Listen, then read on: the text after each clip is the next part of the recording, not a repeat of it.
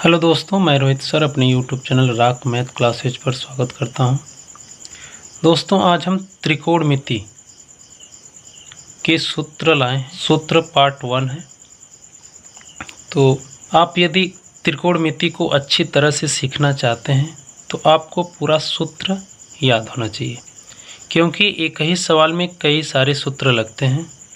तो इसलिए आपको यदि त्रिकोणमिति में ब्रिलियंट बनना है, त्रिकोणमिति को अच्छी तरह से समझना है, लगाना है, तो आपको सभी सूत्र को याद करना होगा। इसमें हम पार्ट 1 लाए, मतलब सूत्र के।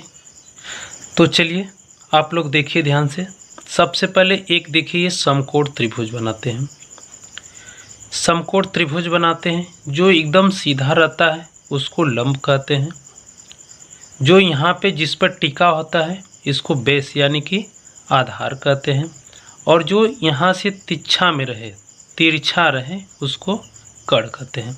इसका नाम ABC हम रख लेते हैं।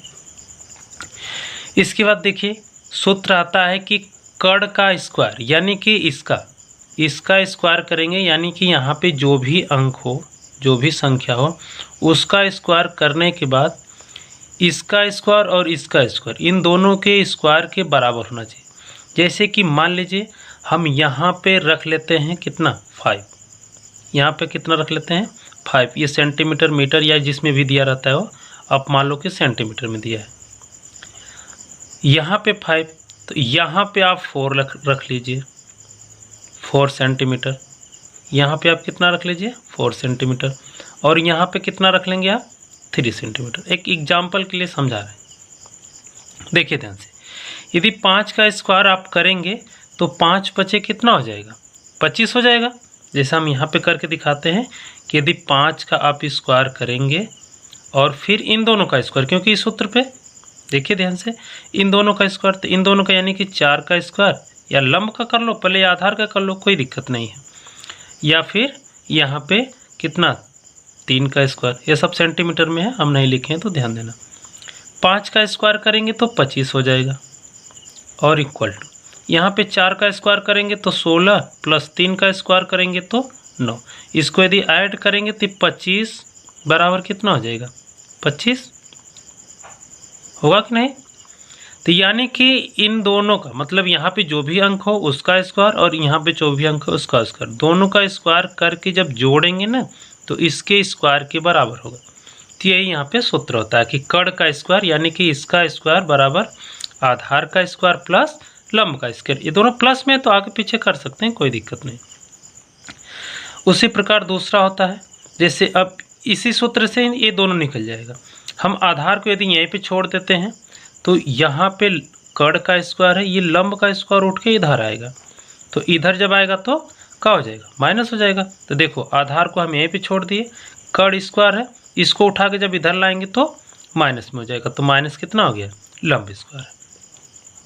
हम इसको उठा के यहाँ लाए हैं, बस बराबर, ये दोनों आपस में बराबर होता है, इसलिए हम आधार को आगे कर लेंगे, कोई दिक्कत नहीं है। आप इसको इधर लिख के इसको इधर भी लिखोगे तो भी कोई दिक्कत नहीं होनी चाहिए।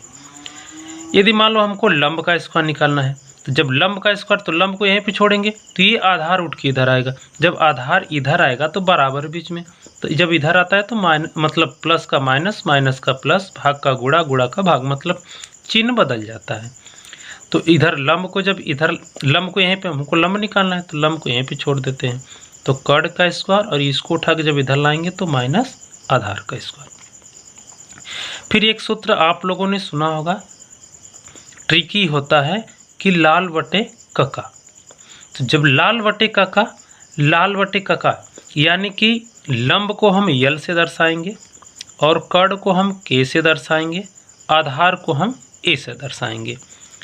ये हमें ट्रिक के माध्यम से याद करना है, और यहाँ पे कुछ अलग से कोई समझाया नहीं गया है, बस ये है कि इसको आप ट्रिक के माध्यम से और कैसे आसान तरीके से याद कर सकते हैं। बात समझ में आई। तो जहाँ पे लंब दिखेगा उसको हम यल से दर्शाएंगे, जहाँ पर कड़ दिखेगा उसको हम के से, जहाँ पे आधार दिखेगा उसको हम ए से दर्शाएंगे।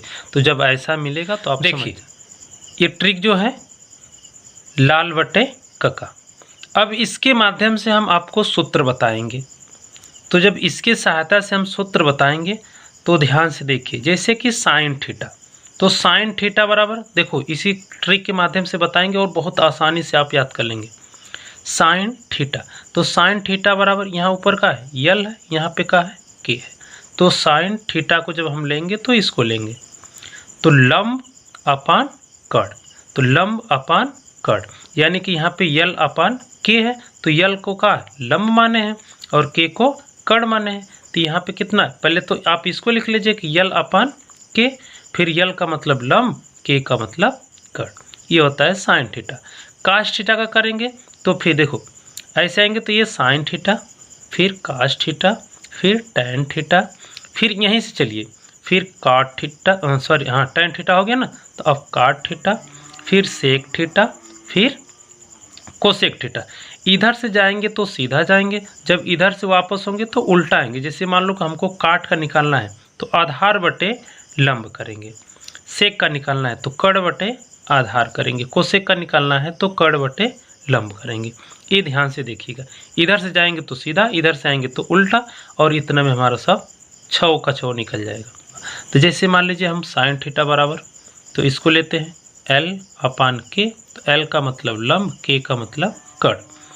उसी तरह कॉस का लेंगे, जब कॉस का लेंगे तो यहाँ पे आधार, यहाँ पे के मतलब ए के, तो यहाँ पे ए अपान के, तो ए का मतलब आधार, के का मतलब कड़।